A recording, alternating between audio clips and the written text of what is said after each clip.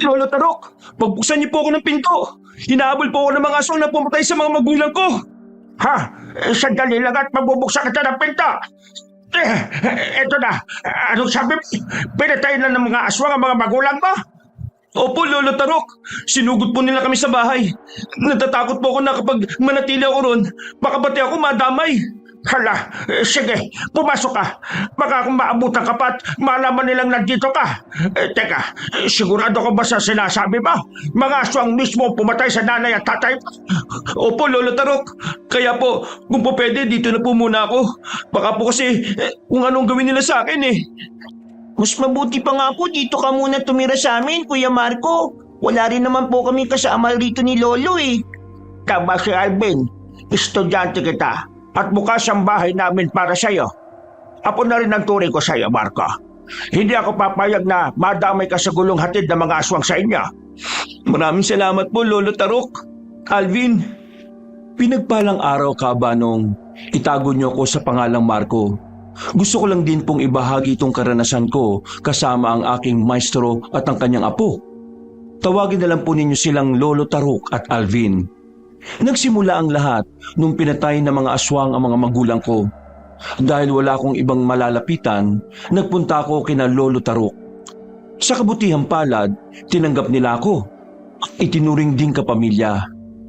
Muli, ako si Alvin. Kabanong mga kabangers at mga kayanggaw. Ito ang aking kwento.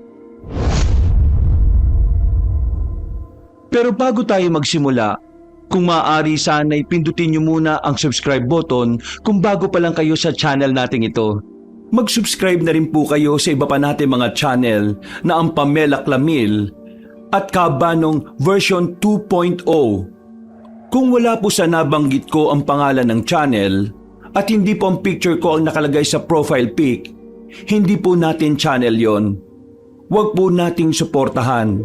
Huwag po tayong mag-subscribe o i-unsubscribe po natin kung nakasubscribe na po tayo. Nagnanakaw po yon ng ating mga videos. Naglalambing po ko sa inyo na ang suportahan lang natin ay ang mga channel na nabanggit. Mag-iwan na rin kayo ng comment at pindutin na rin ang like button. Napakalaking tulong po sa ating channel ang gagawin niyong pong ito. Isang malaking suporta po yun sa ating channel na labis ko pong ipagpapasalamat. At ngayon, sa ating pagpapatuloy. Nakapagapuna ka na ba? Kung hindi pa may pagkain pa naman sa kusina. Kumain ka ron. May bakanting banig naman dito. Yun na rin ang gamitin mong higaan magmula ngayon. Sige po, maraming salamat Lolo Tarok. Busog pa po ako eh. Saka hindi pa ako inaantok. Hanggang ngayon kasi natatakot ako eh. Baka sugurin tayo ng mga aswang dito. Hindi rin po mawala sa isipan ko yung nangyari kina nanay at tatay. Huwag ka mag-alala. Matatakot ang mga aswang na yan. Magsisisi sila kapag pumasok sila rito sa bakuran. Nakikirami nga pala ako sa pagkawala nila. Masakit mag-isipin pero gano'n ang naging kapalaran nila. Gusto ko nga pong gumanti sa mga aswang na yun eh. Gusto kong patayin ng lahat ng mga aswang na nagiging salot na dito sa atin. Huwag ka magmadali, Marco. May tamang oras ang lahat. Masyado pang magulo ang isipan mo. Hindi mo matatalo mga yon kung galit lang ang paiiralin mo. Sa bagay po, may punto rin naman po kayo. Saka mo na isipin yan. Sigurado naman na madali rin natin silang mahanap. Ay teka, ano ba sa palagay mo ang motibo nila? Hindi nga rin po ako sigurado, Lolo Tarok. Basta sa palagay ko po, dahil yun sa pagiging albularyo nila. O kung hindi man, baka po may nakaalitan silang aswang. Talagang napakahayop ng mga nilalang na yon. Mandalang sila kapag ipinagpatuloy pa nila ang panggugulo rito sa atin. Nagpatuloy ang kwentuhan namin hanggang sa tuluyan ng gumabi. Kalaunan, nagpaalam ng matutulog sina Lolo Tarok at Alvin. Ako naman, dahil sa takot at mga isipin, hindi kaagad nakatulog. Sa kabutihang palad, nang madaling araw na, nilukob na rin ako ng antok. Kaya nakatulog ako. Kinabukasan, Marco, mas mabuti siguro kung babalikan natin ang bahay ninyo. Kailangan nating ilibing ng maayos sa mga magulang mo. Baka balikan pa sila ng mga aswang at kung ano pa ang gagawin nila eh. Yan nga rin po ang plano ko, Lolo Tarok. Sige po, kung gusto niyo pong sumama sa akin, ayos lang po. Pagkatapos nito, pupunta tayo sa kabilang baryo. May mga gagamutin ako ron. Kailangan ko ng alalay. Baka hindi kayanin ni Alvin ang ibang gawain doon. Sige po, sasama po ako sa inyo para malibang ko rin ang sarili ko. Yan, tama yan na po, Marco. Ituon mo na lang ang pansin mo sa ibang bagay para kahit papano makalimutan mo ang masalimuot na nangyari.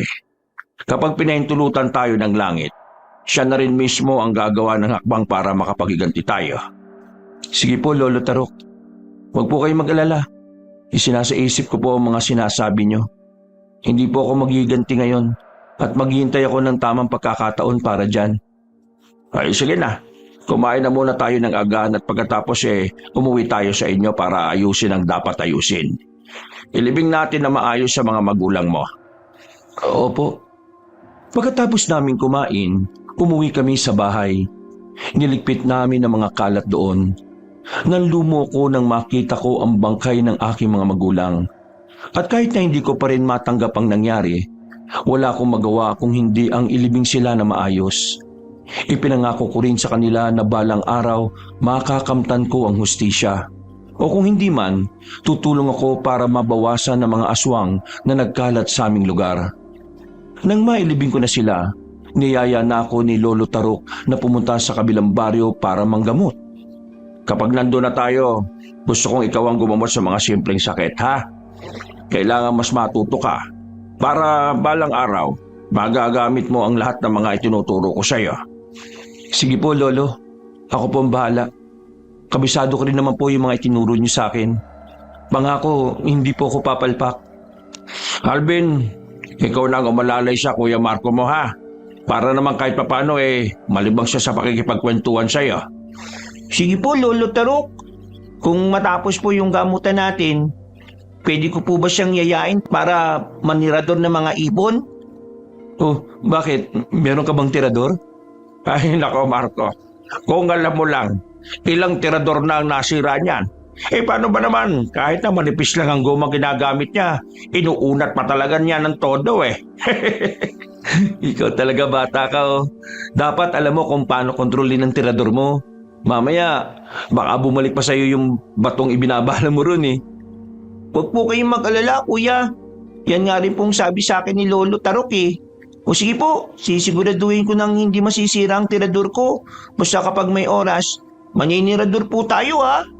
Sige ba? Tamang-tama, may tirador din ako sa bahay. Kukunin ko na lang din yon bukas para may magamit din ako.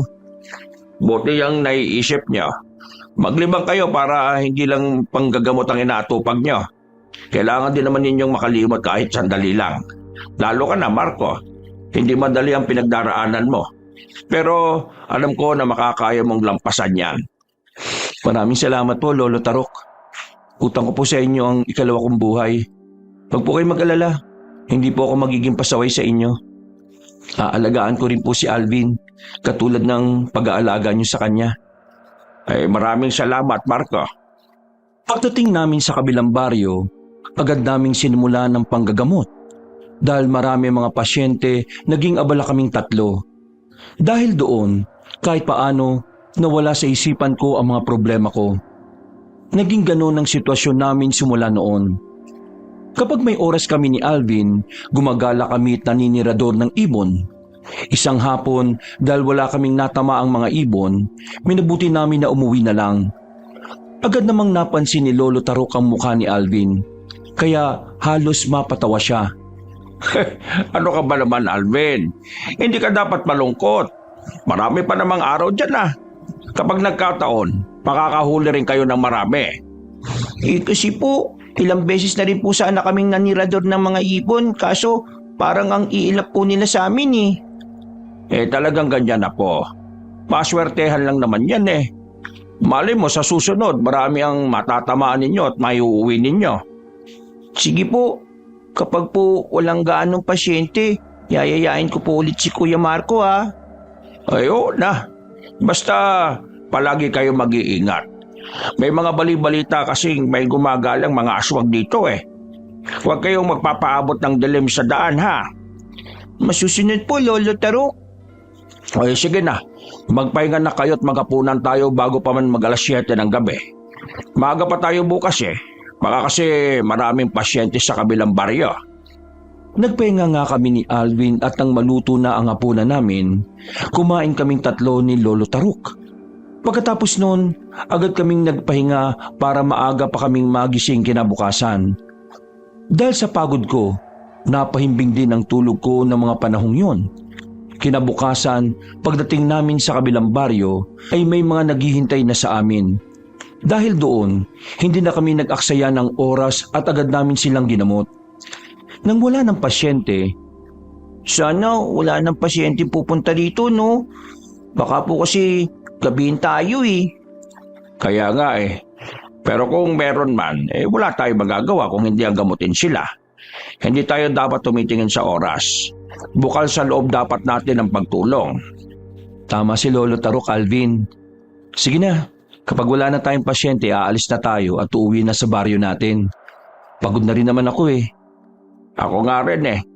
Pero maghintay pa tayo ng ilang sandali. Kapag wala na talaga, edi uuwi na tayo. Kalaunan naisip namin na wala na rin pasyente si Lolo Tarok, kaya nakapagpahinga na kaming tatlo. Nasa kalagitnaan na kami ng paglalakad namin na magreklamo si Alvin na parang may nakasunod sa amin. Nung una, hindi namin pinansin yun ni Lolo Tarok.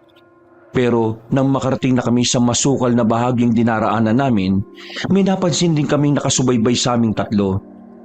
Mukhang may nakasunod nga po sa atin, Lolo Tarok. May naririnig akong mga yabag kanina pa eh. Hindi nga lang yun madaling maulinigan kasi parang yabag ng isang pusa eh.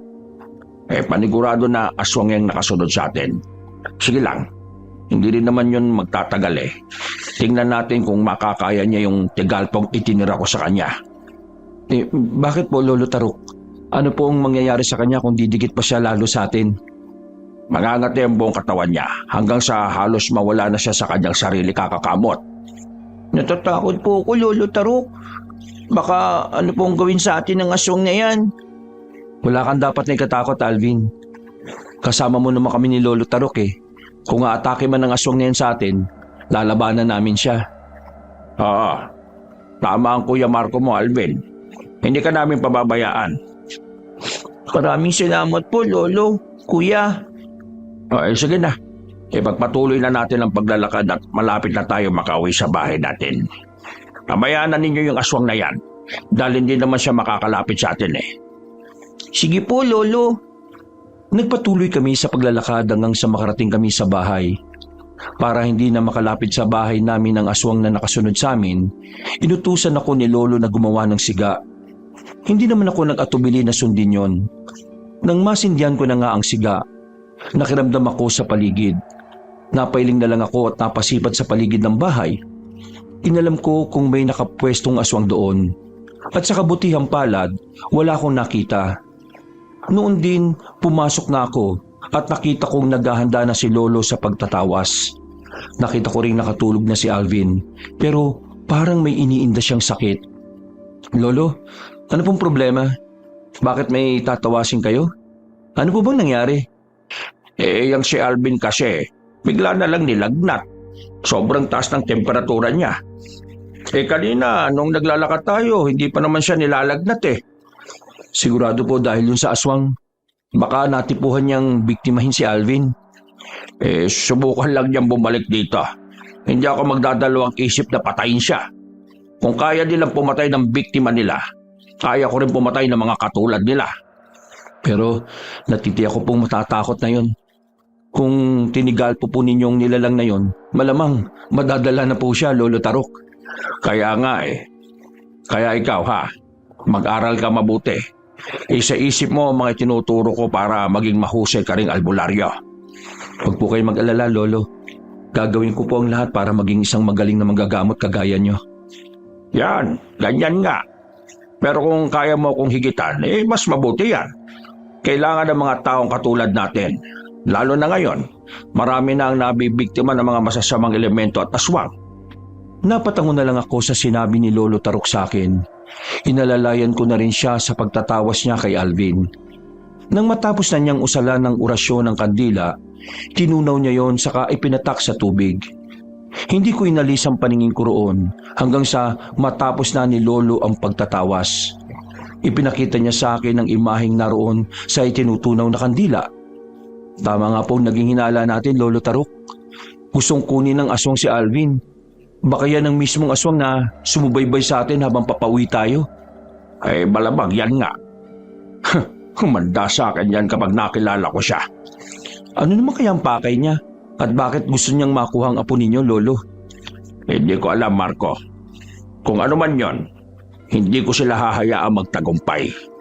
Dadaan muna sila sa ibabaw ng bangkay ko bago nila makuha ang apo ko. Huwag po kayo mag-alala, Lolo Tarok.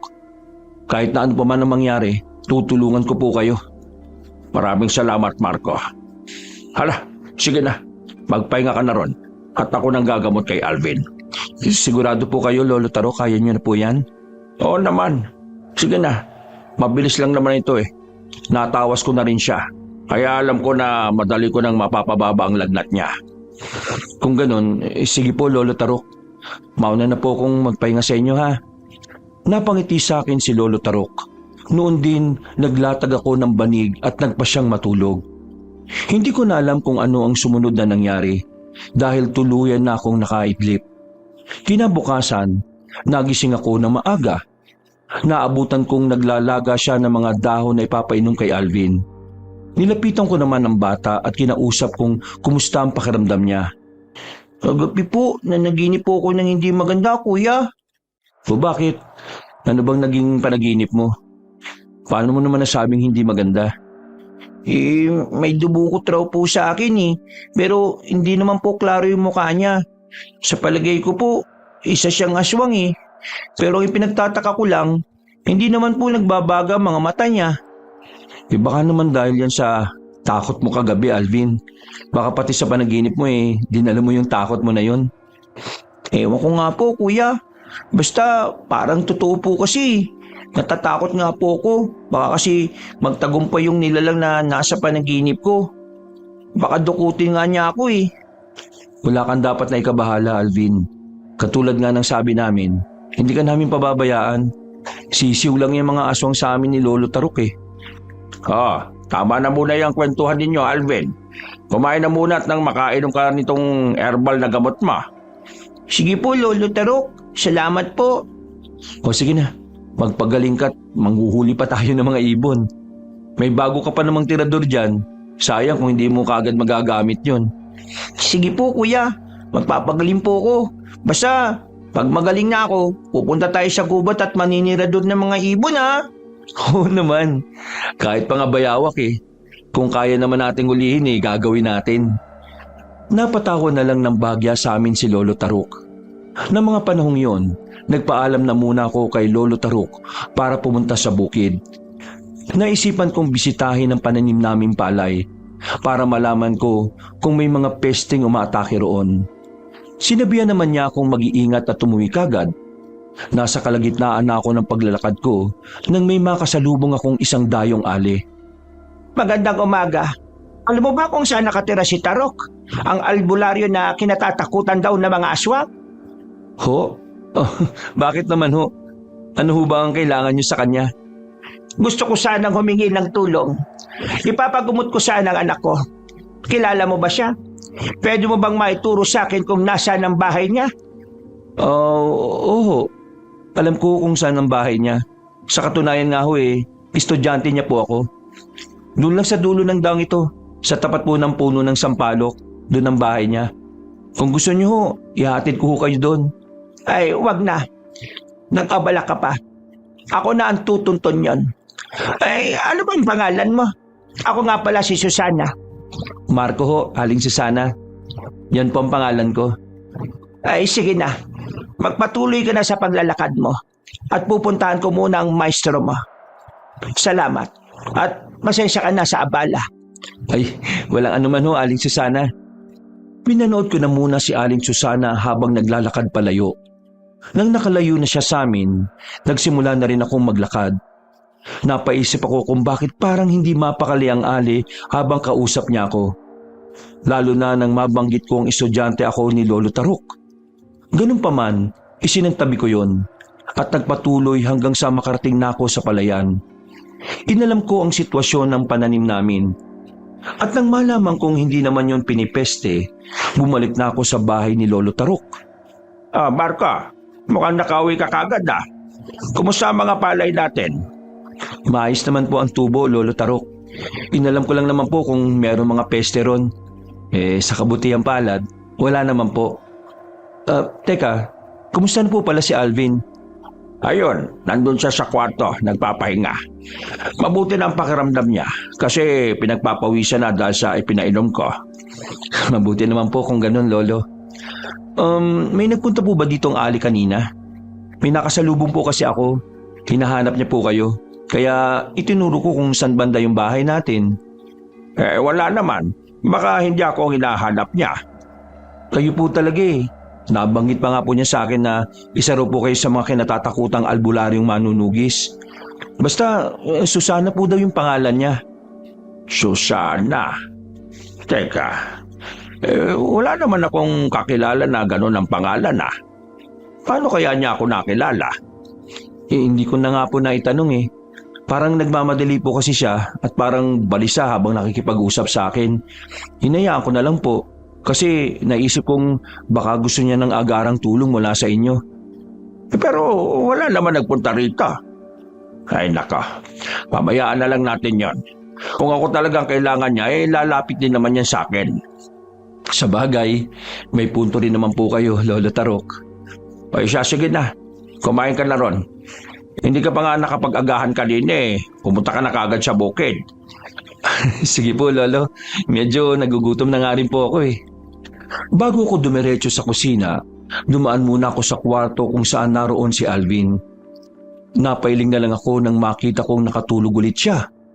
Nagpasya na lang akong pumunta sa kusina para magagahan. Nasa kalagitnaan na ako ng pagkain ko nang lumapit sa akin si Lolo Tarok. Marco, apo, sigurado ka bang may aling nagtanong sa'yo? Opo, Lolo. Basta katamtaman lang po ang taas niya at abot hanggang bewang ang buhok niya. Sino kaya talaga yung aling yon?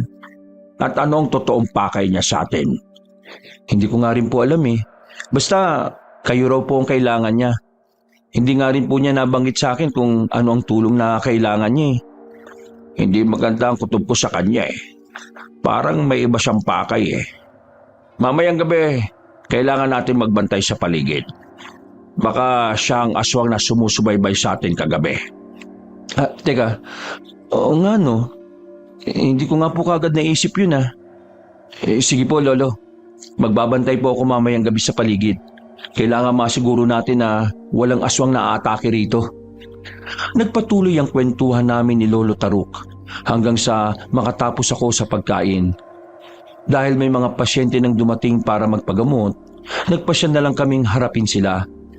Naging abala kami sa buong araw. Hindi kasi namin inaasahan na dadagsa ang pasyente namin. Tuluyan na rin gumaling si Alvin noon. Kaya hindi kami gaanong nabahala para sa kanyang kalagayan. Isang gabi, habang nagpapahinga at nagpapatunaw ng kinain, Kuya, bukas po punta tayo sa gubat ha. Ilang araw na rin po kasi mula nung nanirador tayo ron eh. Bakit? Sigurado ka na bang magaling ka na? Wala ka na bang nararamdaman kakaiba po? Wala na po, Lolo Tarok. Sa katunayan nga po parang mas naging masigla pa po ako eh. Pwede na po akong manirador ng ibon sa loob ng gubat. Baka po makatsamba kami ni Kuya. Sigurado po na may pang-ulam na naman tayo. O sige, bukas ng tanghali aalis tayo. Basta uuwi ka agad tayo bago dumilim ang paligid ha. Baka kasi maulit pa yung nangyari nung nakaraan eh. Hindi natin alam ilan ang aswang na umaaligid dito sa atin. Sige po, natatakot na rin po ako na magpaabot ng dilim sa labas eh. Baka po kasi may aswang ang haharang sa atin. Basta, mag-iingat kayong dalawa ha. Huwag kayong mawiwili sa loob ng gubat. Ikaw, Marco, kung po pwede, manguha ka na rin ng panggatong para may gagamitin tayo sa pagluluto. Sige po, Lolo Tarok. Dahil medyo malalim na ang gabi, nagkasundo na kaming matulog sa kwarto. Pagkalapat pa lang ng likod ni Alvin sa banig, agad siyang nakatulog. Ako naman, kahit na anong gawin ko, ay parang pinipigilan mismo ko ng sarili ko. Habang pilit na nagpapaantok, nakiramdam na lang ako sa sarili ko. Ilang sandali pa, nakarinig ako ng malakas na kalubog sa bubungan namin. Kinutuban ako ng hindi maganda, kaya isinara ko ng mabuti ang bintana. Nagmadali rin akong lumabas sa kwarto para puntahan si Lolo Taruk. Napailing ako nang malaman kong gising na siya at meron ng hawak na itak. Marco, apo, tulog ba si Alvin? Kailangan masiguro natin na hindi siya mapapasok ng aswang eh. Opo, tulog po siya, Lolo Taruk. Huwag po kayo mag-alala. Sinigurado ko po na nakasara ng mabuti yung bintana bago lumabas dito. Mabuti naman kung ganon. Marco, talagang maaasahan ka. Napakawalang hiya naman kasi ng aswang na nandyan sa bubong eh. Halika, lumabas tayo at alamin natin kung meron bang ibubugayan. Sige po, Lolo. Baka si Alvin lang ang pakay niya eh. Kailangan po na hindi yan magtagumpay. Tama ka, Marco. Kung sino man yung aswang na yan, siguradong may masama siyang binabalak. Hindi lang kay Alvin, kung hindi pati sa atin. Ano naman po kaya yung pakay nila sa atin? Wala naman po tayong ginagawang mali sa kanila. Kung meron man, nanggagamot lang naman po tayo ng mga taong nangangailangan ng tulong natin. Pabayaan mo na kung ano man ang naging pagkakasala natin. Mga aswang sila eh. At kahit na saang anggulo natin tingnan, kalaban natin sila at kalaban nila tayo. Sa bagay, may punto po kayo, Lolo Tarok. Mga albularyo po tayo, sila naman mga aswang. Nang makalabas na kami ni Lolo, agad naming inalam kung saan nakapwesto ang aswang. Pareho kaming napakunot noo. Wala naman kaming nakitang nilalang sa bubungan. Ang mas ikinagulat ko ng mga sandaling yon ay nang makita kong may bahagi ng bubong namin ang nasira at may kung anong gumagalaw nun para tuklapin. Umikot pa ako para malaman kung meron ngang nilalang sa atip namin, pero wala talaga akong nakita. Minabuti kong bumalik na lamang sa pwesto ni Lolo Taruk. Hindi ko makita ang aswang sa ibabaw ng bubong. Sigurado na meron siyang tagabulak. Malamang nga po, Lolo Taruk. Umikot na ako pero hindi ko rin po siya nakita. Nasira na po niya yung bubong. At baka gusto niyang makuha si Alvin. Kung hindi ako nagkakamali, yan ang aswang na nakita ko sa tawas. Baka nga yan din mismo ang aswang na sumunod sa atin habang papauwi tayo eh. Hindi po kaya siya rin po yung aling nakausap ko? Baka aswang po yun at gusto lang niyang makumpirma kung saan tayo nakatira. Malalaman din natin yan, Marco. Sandali. Uusal ako ng dasal para mawala ang tagabulag na ginagamit ng aswang. Tingnan natin kung makakapagtago pa siya. Sige po, para makita natin kung saan talaga siya nakapwesto. Sige, Marco. Nakausal na ako ng orasyon ko. Makiramdaman mo ang paligid at kapag naalaman na niyang wala na siyang tagabulag, matataranta ang aswang na yan. Itinuon ko ang pansin ko sa ibabaw ng bubong. Napalunok ako ng laway nang makita kong isang maitim na nilalang na merong maitim na balat at puno ng balahibo ang katawan. Nagbabaga rin ang mga mata niya at nakabuhaghag ang kanyang buhok. Agad namang itinuro ko yung kay Lolo at napasigaw siya nang makita ang aswang. Napalingon naman sa amin ang nilalang at napangisi. Apo, kumuha ka ng hagdan at akyatin ang babong. Huwag kang matakot sa kanya. Harapin mo siya at patayin. Kapag bumaba siya rito, ako naman ang bahala sa kanya. Sige po, Lolo. Huwag po kayo mag-alala. Hindi po ako natatakot sa kanya. Sandalit kukuha lang po ako ng hagdan para... Ha? Teka, lumundag po siya, Lolo Taruk. Doon siya lumapag sa likod bahay, Marco. Tara na! Sige po. Baka makatakas pa yung nilalang na yon. Mauna na po ako. Sige, Marco. Mas mabuti pa nga para matakip natin siya. Pagkasabi doon ni Lolo, patakbo kong pumunta sa likod bahay. Sakto pagkarating ko ron, nakita ko ang aswang na biglang naging anyong aso. Napalingon pa siya at napangisi sa akin. Saka mabilis na tumakbo. Hindi naman ako nag-atubiling habulin siya. Subalit sa kasamaang palad, naging mabilis ang pagkilos niya. Hindi ko na siya naabutan, kaya minabuti kong bumalik na lang sa loob ng bakuran. Naabutan ko si Lolo na gumagawa ng siga, kaya agad kong ibinalita sa kanya ang nangyari. Sinusubukan talaga tayo ng aswang na yun ah. Kung sino man siya, mahahanap din natin siya at makakaharap. Kung hindi nga lang po sana siya nag-anyong aso, baka po naabutan ko siya eh. Pero parang pamilyar po yung mukha niya sa akin eh. Mukhang tama po ang hinala ko, Lolo Tarok. Ano bang ibig mo sabihin, Marco? Hindi po ako nagkakamali. Base po sa haba ng buhok at hubog ng mukha, siya po si Aling Susana, ang alien na nagtanong sa akin patungkol sa inyo at gustong humingi ng tulong. Kung alam ko lang kung saan siya nakatira hindi sana ako magdadalawang isip na puntahan siya at kumprontahin. Yun nga rin po ang problema eh. Parang dayo lang po siya sa atin. Baka po sa ibang baryo o bayan siya nanggaling, Lolo. Babayaan mo na. Tulungan mo na muna ako rito para makapasok na ulit tayo sa bahay. Palibutan muna natin ng siga ang tirahan natin para lalayo ang aswang. Sige po, Lolo. Kailangan na matiyak na natin na hindi makakabalik ang aswang na yun. Magpasalamat na lang siya at hindi ko siya nadakip. Kung nagkataon, babalatan ko talaga siya ng buhay. Noon din, ako na ang naglagay ng siga sa ibang bahagi ng bakuran. Nang nasindihan ko na ang lahat ng siga, niyaya ko na si Lolo Tarok na pumasok sa loob ng bahay. Saktong pagkapasok namin, nagising din si Alvin at inusisa niya kung ano ang nangyari. Sinugod tayo ng aswang, Apo. Palabang ikaw ang pakay doon. Mabuti na lang at naitaboy namin siya ng Kuya Marco mo. Ibig sabihin po, yun po yung ingay sa bubong natin kanina, Lolo. Oo, Alvin. Yun nga.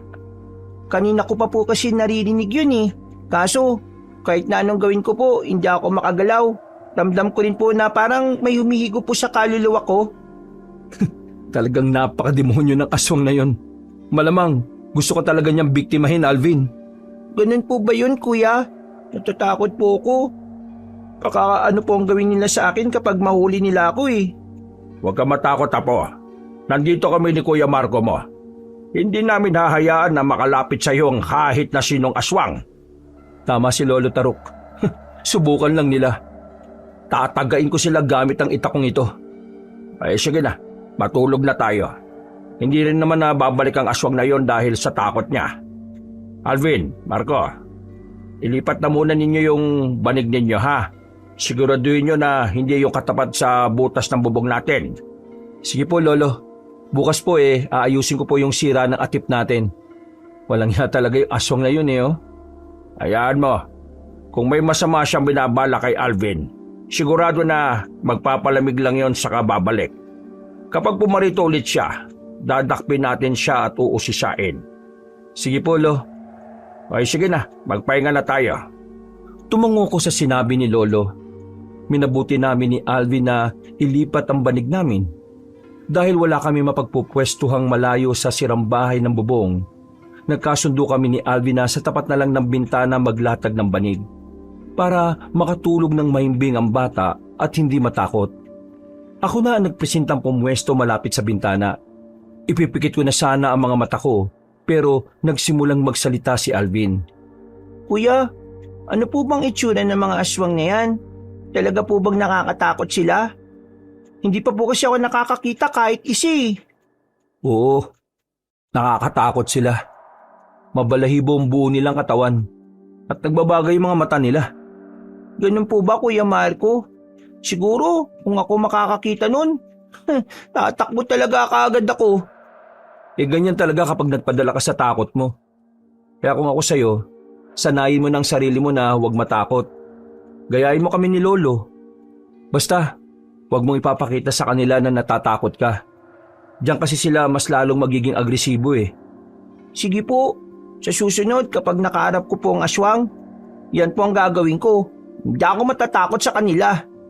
Dapat lang, Alvin. May lolo ka at kuya ng mga albularyo. Dapat silang dapat na matakot sa'yo. Sa bagay po, may punto rin po ang sinasabi nyo. Hayaan po ninyo, kapag may aswang na lumapit sa akin, babanggitin ko po kaagad ang pangalan ninyo para matakot siya. Sige, ganyan nga Alvin. O sige na, matulog na tayo at mukhang kailangan mo pa ng pahinga. Naudlot yata ang mahimbing mong tulog eh. Sige po kuya, mas mabuti pa nga po na matulog na muna tayo. Bukas na lang po tayo magpatuloy ng pagkukwentuhan ha. Sige Alvin, pupunta pa naman tayo sa gubat bukas eh. Sigurado na maraming oras natin para riyan. Tsaka, wag mong kalimutang magdasal bago matulog ha. Opo kuya, Makalipas ang ilang sandali, narinig ko na ang paghilit ni Alvin. Sinikap ko na rin na makatulog at sa kabutihang palad, tuluyan na rin akong nilukob ng antok. Kinabukasan, dahil may mga tao nang nakapila sa labas ng bahay at gustong magpagamot sa amin ni Lolo, bumangon na rin ako para alalayan siya. Nang maubos na namin ang lahat ng mga pasyente, nagpasya kaming kumain na muna. Pagkatapos noon, nagpahinga kami. At nang hindi na gaanong masakit sa balat ang sinag ng araw, nagpaalam kami ni Alvin kay Lolo Taruk. Ay sige, mag-iingat kayong dalawa ron ha. Huwag kayong maghihiwalay ron. Opo, Lolo. Huwag po kayong mag-alala. Ako pong bahala kay Alvin. Hindi ko po siya pababayaan. Ay isa pa pala. Huwag kayong kakausap sa mga taong hindi naman ninyo kilala. Naglipa na mga aswang sa mga kabaryuhan. At baka makakasalumuhan nyo sila. Sige po. O Alvin, narinig mo na rin ang sinabi ni Lolo ha. Huwag kang hiwalay sa akin. Tsaka huwag daw tayo makikipag-usap sa mga taong hindi naman natin kilala. Sige po, mag-iingat din po tayo kuya. At saka, uwi kagad. Yan, tama yan Alvin. Kailangan hindi kayo maabutan ng dilim sa daan. Kahit pa na albularyo ang Kuya Marco mo iba pa rin kung nag-iingat kayo. Tuso kasi ang mga aswang at gagawa sila ng paraan para maisahan kayo. Yan din pong iniisip ko, Lolo Taruk. Pero mag-iingat po kami ng gusto ni Alvin. Pagbibigyan ko lang po ang kagustuhan ng batang to. O siya, sige na. Umalis na kayong dalawa. Ingat kayo ha. Sige po, Lolo Taruk. Paalam po. Noon din, umalis kami ni Alvin sa bahay. Dala namin ang aming mga tirador at may nakasukbit ding itak sa tagiliran ko. Pagdating namin sa gubat, naghanap agad ng ibang titiradorin si Alvin. Subalit, kahit sinuyod na namin ang buong gubat, wala kaming nakitang ibon na medyo may kalakihan. Ano ba naman to kuya? Para pong sinasadya ng panahon ah. Kababalik nga lang natin dito pero wala pa tayong nahuhuli. Parang katulad lang ng dati. Oo nga Sa palagay ko, merong nauna sa atin dito Tara na, mas mabuti pang umuwi na lang tayo. Wala tayong mapapala sa gubat na ito. Pero pwede po ba na pumunta muna tayo sa bahaging yun? May narinig po kasi akong ingay dun Baka mga ibon po yun nandun. Kung yan ang gusto mo, sige. Basta mabilis lang tayo Kapag wala tayong nakitang kahit na isang ibon, umuwi na kaagad tayo. Sige po kuya, medyo nauuhaw na nga rin po ako Nakalimutan ko po kasi magdala ng tubig. Ako rin Hindi ko na nga yun naisip nung papaalis tayo. O sige na, bilisan na lang natin para makauwi na tayo. Agad na inihanda ni Alvin ang tirador niya. Maingat kaming naglakad papunta sa mas malalim na parte ng gubat. Habang nasa ganoong sitwasyon, nakaramdam ako ng kakaiba. May mga narinig kasi akong ingay ng kulisap na animoy nagbibigay ng babala sa amin. Pagdating namin sa gitna ng gubat, wala na rin kaming nakitang mga ibon. Malansa rin at maalinsangan ng ihip ng hangin. Kaya niyaya ko na si Alvin na umalis roon. Kuya, bakit po parang nagmamadali ka? Matagal pa naman po bago dumilim Mamaya ko na sasabihin sa iyo, Alvin. Ngayon, kailangan natin makaalis sa gubat na ito bago pa man nila tayo mapansin. Hindi ba nauuhaw ka na?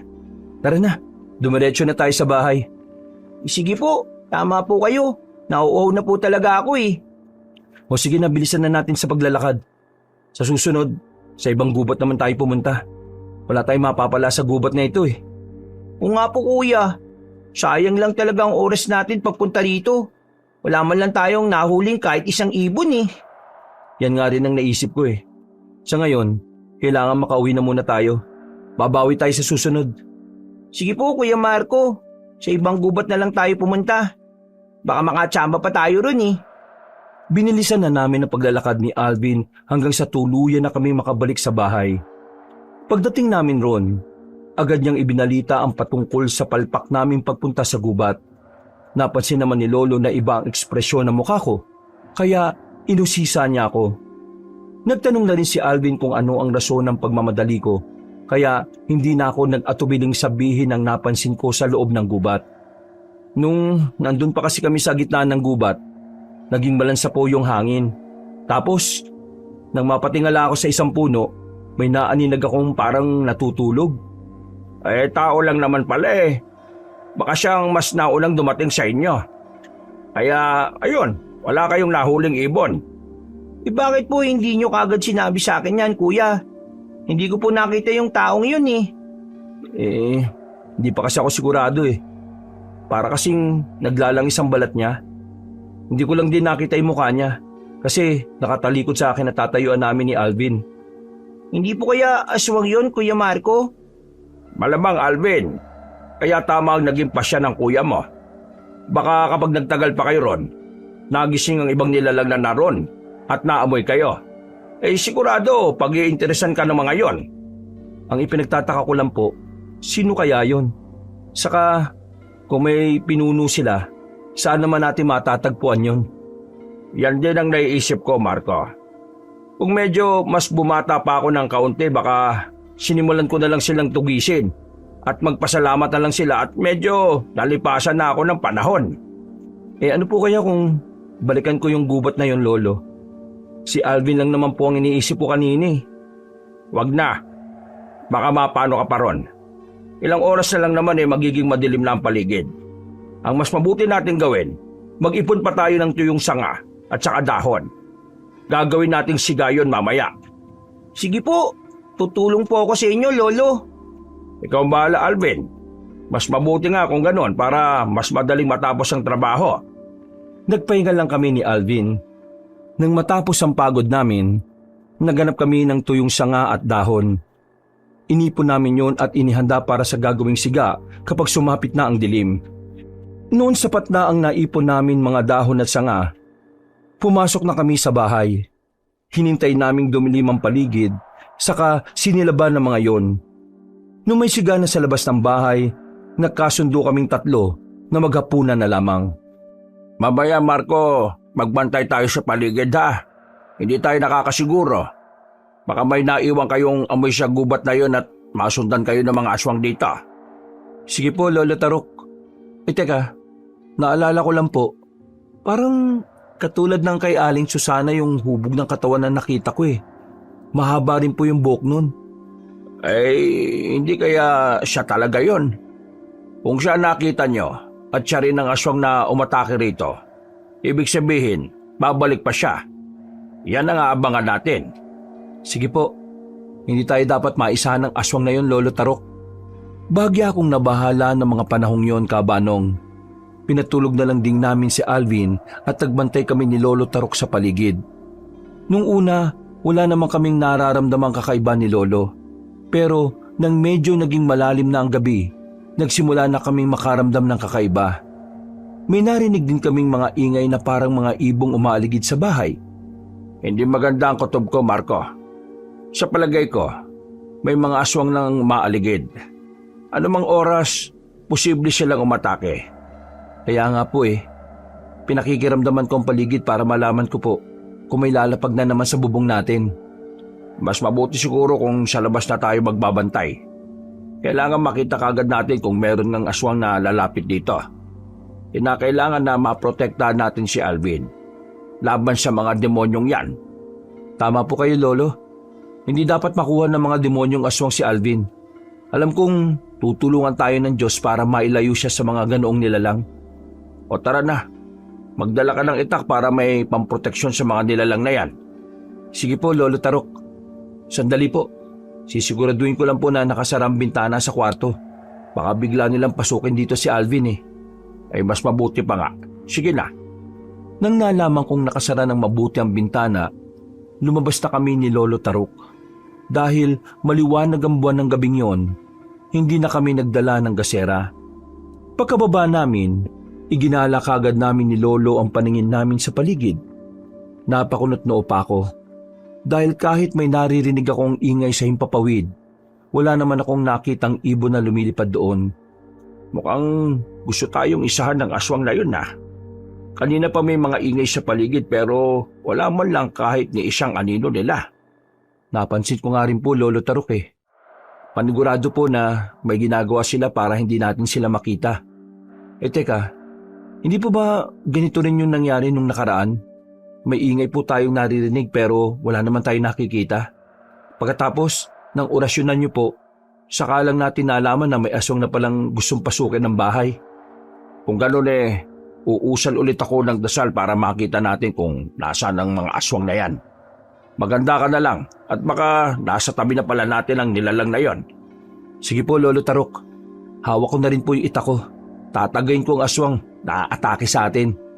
O sige, sandali uusal lang ako ng orasyon. Pagkatapos mag-orasyon ni Lolo, pareho kaming nabahala nang makarinig kami ng kalabog sa loob ng bahay. Nataranta kami kaya patakbo kaming pumasok sa loob. Nang naroon na kami sa loob, napabuntong hininga kaming pareho nang malamang may nahulog lang palang maliit na kahon na marahil ay nasagi ng daga. Nang makita naming mahimbing nang natutulog si Alvin, nakampante kami ni Lolo. Muli kaming lumabas sa bahay para magbantay sa paligid. Mabuti na lang talaga, daga lang yung gumawa ng ingay na yon sa loob. Buong akala ko may aswang nang pumasok sa loob ng bahay. Ako nga rin po, Lolo May naulinigan po kasi akong kaluskus Baka yun nga talaga yung dagang labas-pasok sa bahay natin. Ay nako, pabayaan na lang natin yung daga na yon. Ito na lang natin ang pansin natin sa mga nilalang na umaaligid. Bakit po kaya wala naman tayong nakitang aswang sa paligid, Lolo Tarok? Nakapag-orasyon na kayo, di ba? Yan ka ang pinagtataka ko Baka sinasadya nilang takutin tayo o kung hindi man, baka magagaling lang talaga silang magtago. Sa bagay, pwede rin naman yan, Lolo. Mukhang tahimik na nga rin Wala nang ingay na naririnig natin. Tara na ulit sa loob. Mas mabuti siguro kung magpahinga na rin tayo. Inaantok na rin ako Mas maigi nga po, Lolo. Baka po kasi may magpapagamot sa atin na maaga pang darating Nakakahiya naman kung paghihintay natin sila na matagal. Na mga panahong yon, bumalik kami sa loob ng bahay. Agad naman akong nakaramdam na matinding antok. Kaya nagpatianod ako roon hanggang sa tuluyan na ako makatulog. Kinabukasan, pagkagising ko, nagtaka ako dahil hindi pa rin nakabangon si Alvin. Ilang beses ko siyang niyugyog para magising pero hindi pa rin niya iminumulat ang kanyang mga mata. Napansin kong grabe ang pawis niya, kaya agad kong tinawag si Lolo. Bakit? Ano ba nangyari? Bakit parang taranta ka yata, Marco? Si Alvin po kasi, kanina ko pa ginigising pero hindi pa rin niya minumulat ang mga mata niya Saka po, grabe ang pawis niya Sandali, titingnan ko't baka meron siyang lagnat. Wala naman Pero bakit kakaibang lamig na katawan niya? Parang katawan ng saging Lolo, subukan nga po ninyong pulsuhan si Alvin. Parang iba po ang kutob ko Paano kung... Teka, hindi. Wala siyang pulso. Kung hindi ako nagkakamali, pinalitan siya ng aswang. Katawan nga ng saging ito, Alvin. Dinukot nila ang apo ko at pinalitan ang katawan ng saging. Walang iya po sila. Ano na pong gagawin natin ngayon? Saan natin nahanapin ng mga aswang na dumukot kay Alvin?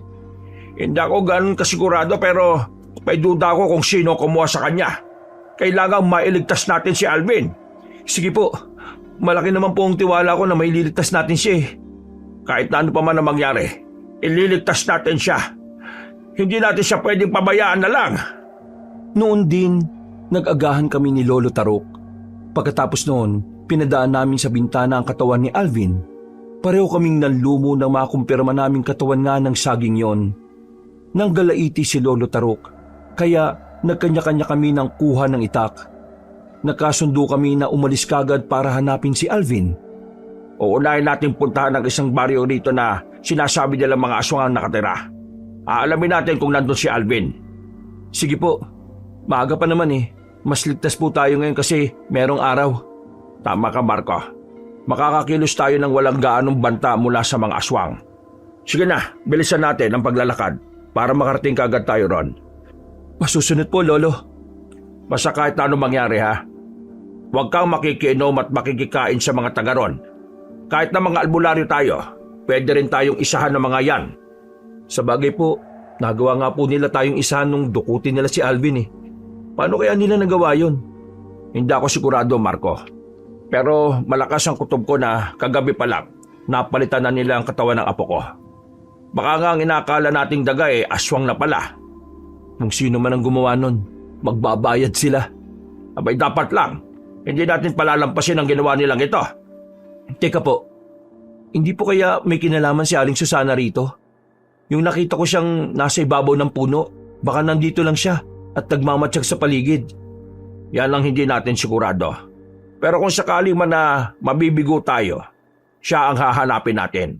Kung hindi man siyang totoong dumukot, malaki naman ang tsansa na alam niya kung sino ang nagpasimuno nito. Tama po kayo, Lolo Taruk.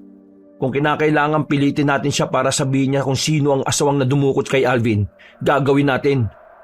Hindi na namin alam kung ilang oras ang nilakad namin hanggang sa makarating kami sa baryong tinutukoy ni Lolo Taruk. Nang naroon na kami, pinagtinginan kami ng mga tao. Inusisa namin sila kung may alam sila sa pagdurukot kay Alvin at kung saan dinala ang bata. Pero nabigo kaming makakuha ng sagot. Ganun pa man, hindi kami sumuko ni Lolo. Nagtanong pa kami sa ibang taga roon hanggang sa itinuro nila kami sa pinakadulong baryong bayan namin. Ayon sa kanila, doon nakatira ang grupo ng mga mababagsik na aswang na pinamumunuan ni Ka Benito. Pamilyar sa akin ang aswang na yun, Marco. Minsan ko na siyang nakaaway. Hindi ko inaakalang buhay pa pala siya. Talaga po, Lolo Taruk? Kung ganun po, mas madali natin siyang matutuntun at makukumpronta kung sakali. Oo, Marco. Wag lang sanang makarating sa kanya ang patungkol sa paghahanap natin kay Alvin. Baka makapaganda sila eh.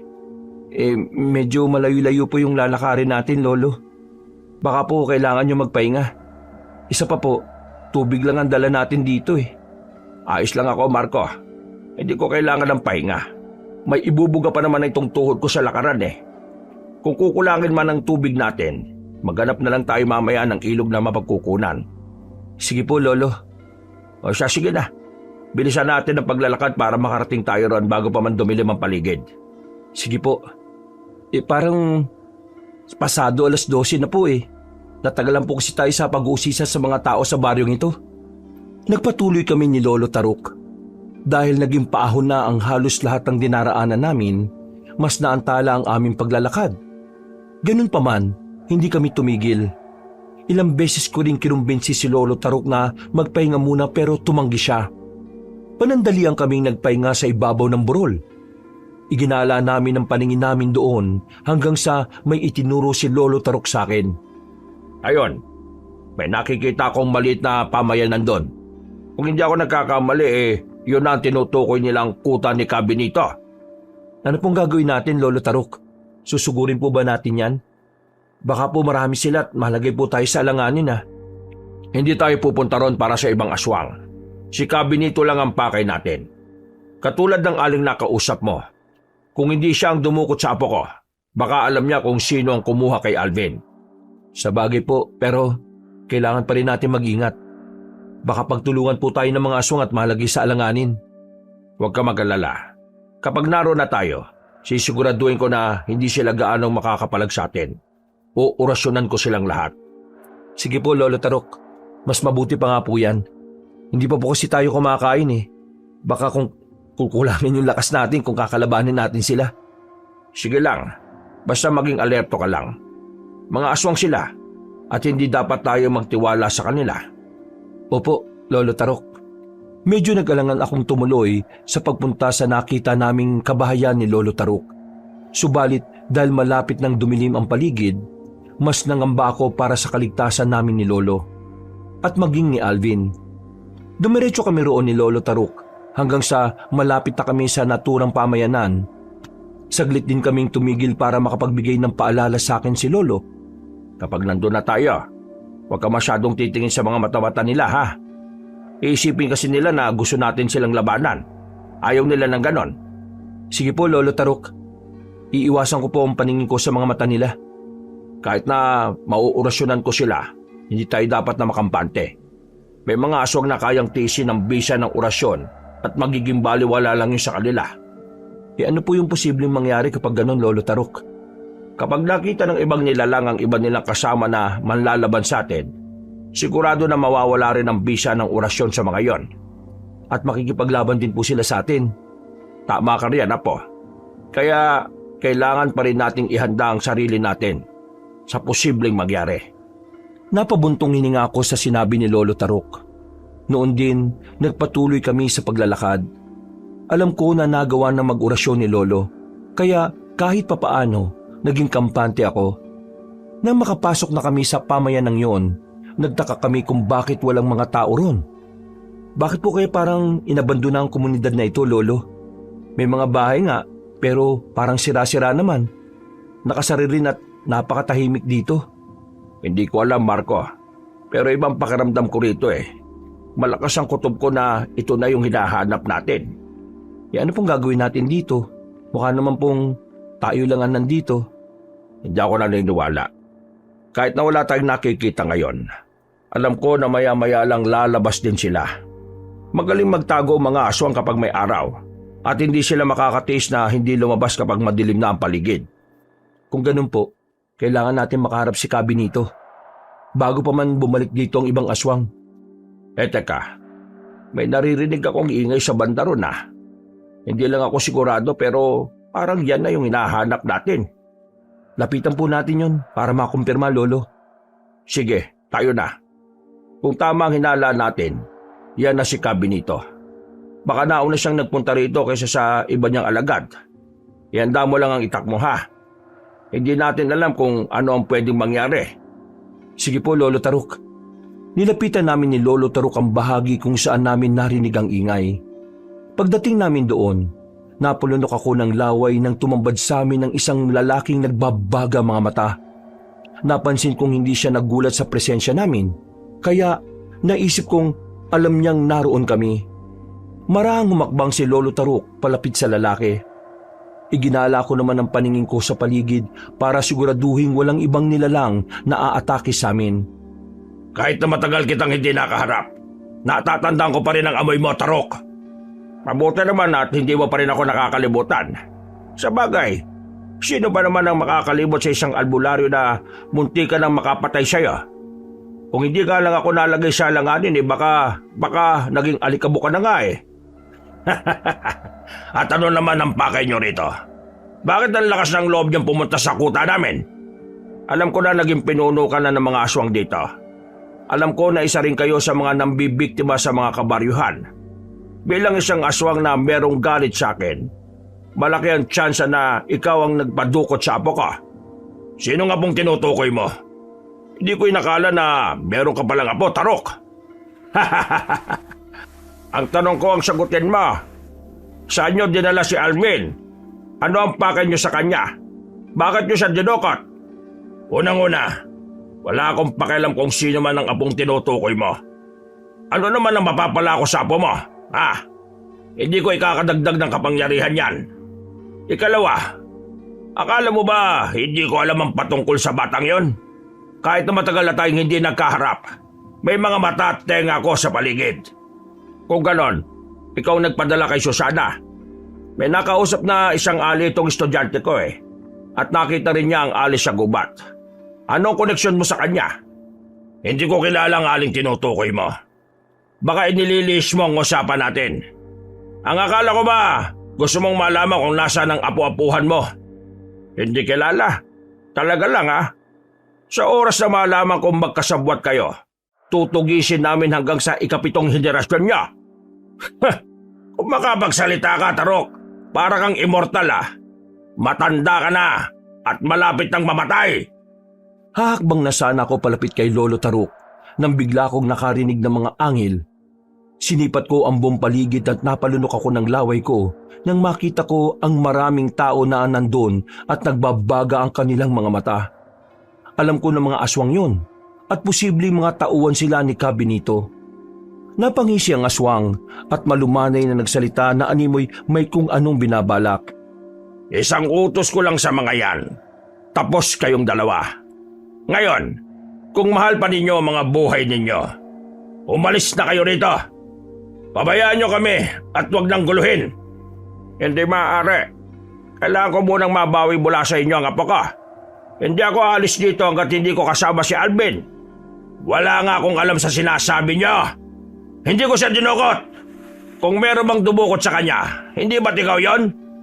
Anong pinagsasasabi mo? Ang hilig mo talagang mag-list ng kwento, Benito. Sa bagay, simula pa noon ganyan ka na talaga, hindi ba? Hindi ko inililihis ang kwento. Pinapaalala ko lang sa'yo kung ano ang totoo.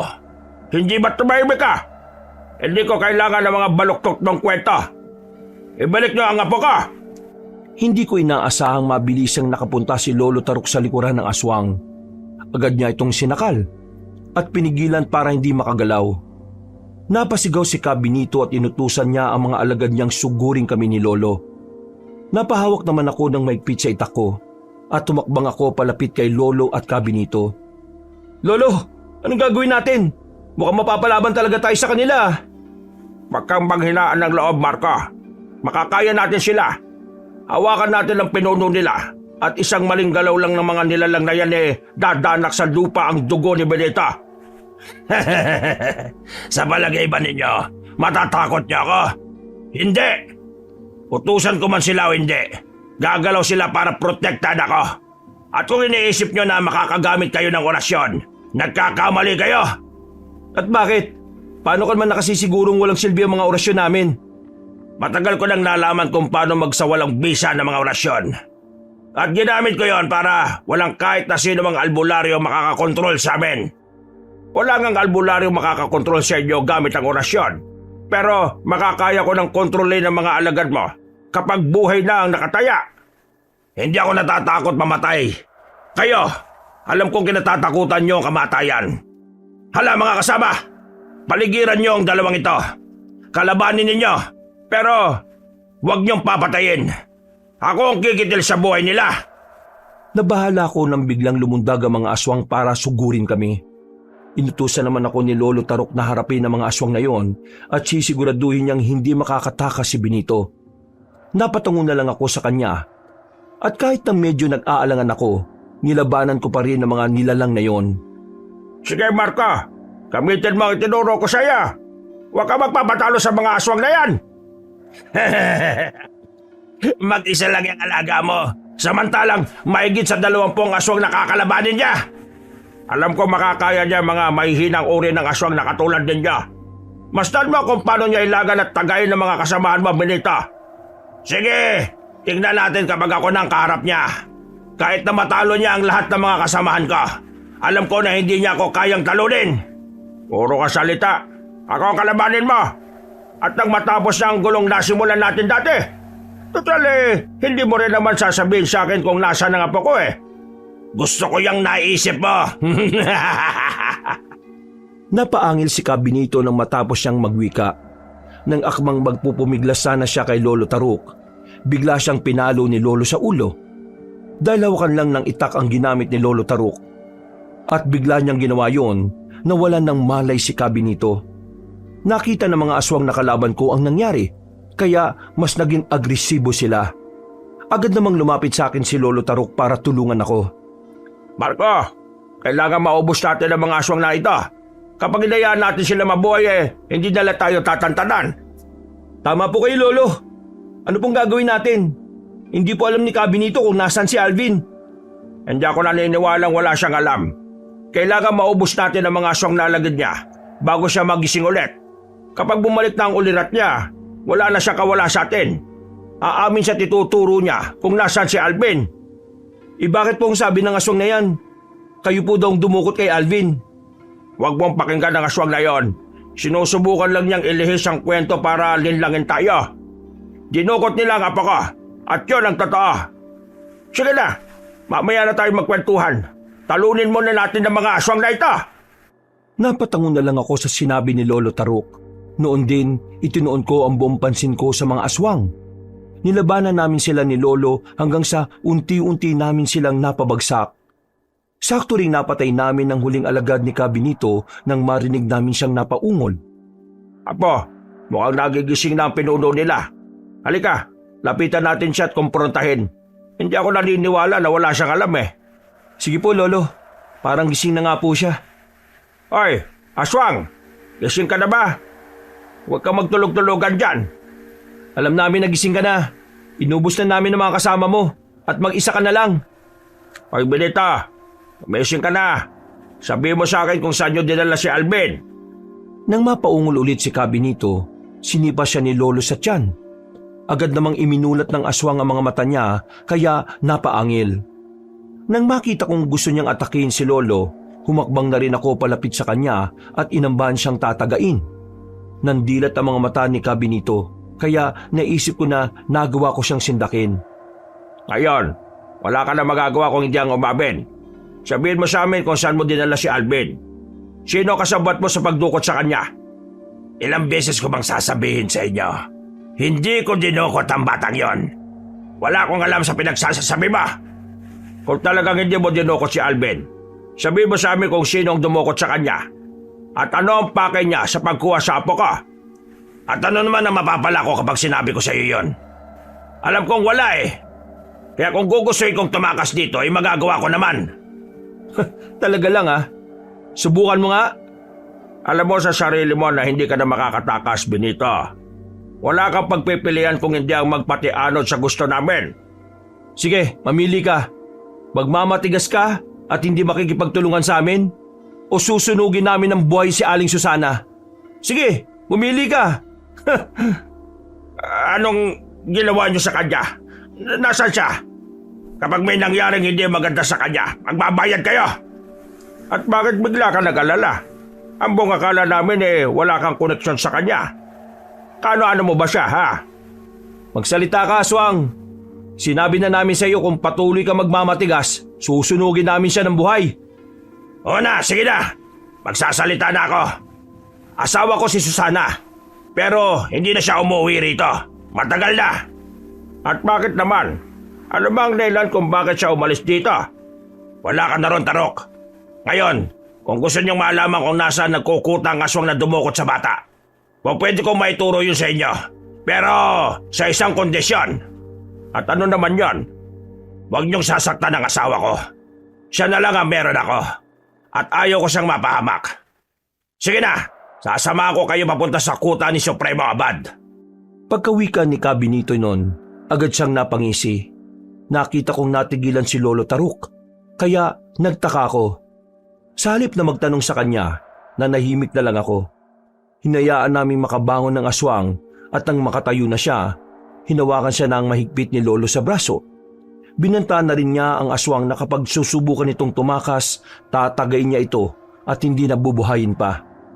Nangako naman ang aswang na hindi siya tatakas at dadalhin niya kami sa kuta ni na Supremo Abad. Siguraduhin mong dadalhin mo kami sa kuta ng aswang na yan, ha? Sa oras na hindi pala siya ang kumuha kay Alvin at malalaman namin na niloloko mo lang kami, isasabay ka talaga namin sa pagkamatay ni Susana. Subukan nyo lang saktan ang asawa ko. Kahit kaluluwa nyo, hindi ko kayo mapapatawad. Gagawin ko ang lahat para makapagiganti sa inyo. Sige na, dumiretso na tayo ng lakad at nang makarating kagad tayo ron.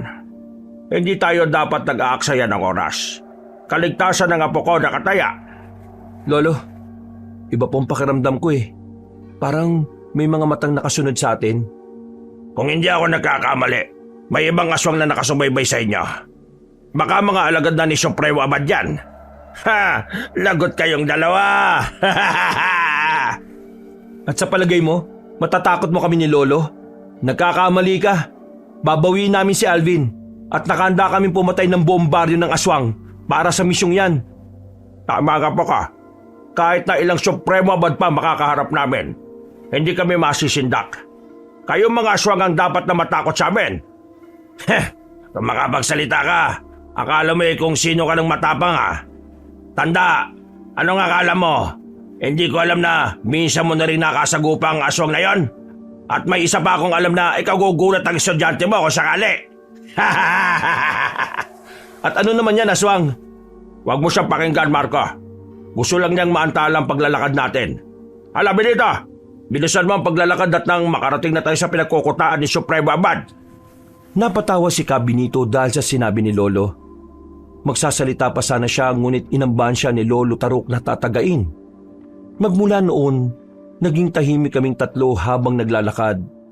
Dahil sa liwanag ng bilog na buwan, naging madali sa amin ang pagtuntun sa daan. Hindi ko na alam kung ilang oras ang naging paglalakad namin. Kalaunan, nakarating kami sa labas ng isang gubat. Diyan sa loob ng gubat, nandyan ang kuta ni Supremo Abad. Kayong dalawa na ang bahalang kumalaban sa kanya. Labas na ako riyan. Hindi. Sasama ka, tutulong sa amin ni Marco. Sige, huwag kang tumulong sa amin. Sisiguraduhin namin ito na ang huling gabi mo. Sige. Papayag na ako na makipagtulungan sa inyo. Pero sabihin na muna nyo sa akin kung saan nyo dinala si Susana. Kailangan makasiguro ako na ligtas siya. Magiging ligtas lang siya kapag nailigtas na rin natin si Alvin. Ngayon, kailangan nating dumiretso sa kuta ni Supremo Abad. O sige, tara na. May isa pa pala akong gustong hilingin sa inyo ha. Kapag nandun na tayo sa loob ng gubat, gusto kong pakawalan nyo na ako at hayaang makakilos. At paano naman kami makakasiguro na hindi mo kami tatraydorin, aswang? Kapag pinakawalan ka namin, pwede ka makipagtulungan sa Supremo ng mga aswang para mapatay kami. Simple lang.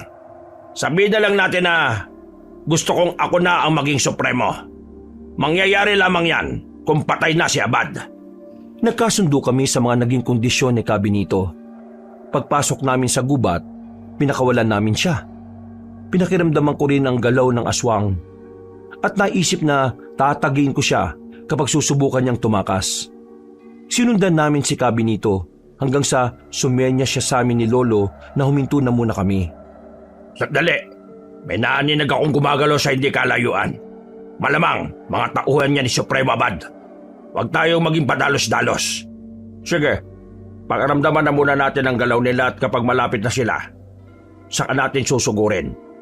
Huwag na, ipaubayan na lang ninyo sa akin ang mga yan. Mas magiging madali ang pag-usad natin kung iisa lang ang iisipin nilang kalaban nila. Kung ganon, sige. Pero hihintayin ka naming matalo mga nilalang na yan. Baka iisahan mo kami kapag malayo ka sa amin eh. Kayong bahala. Basta wag na muna kayong lalabas. Papalapit na sila rito. Nakikita ko na ang nagbabagang mata nila. Sige na, Benito. Ikaw na ang bahalang humarap sa kanila. Napatango si Kabinito kay Lolo. Noon din, tumakbo siya para salubungin ng mga aswang.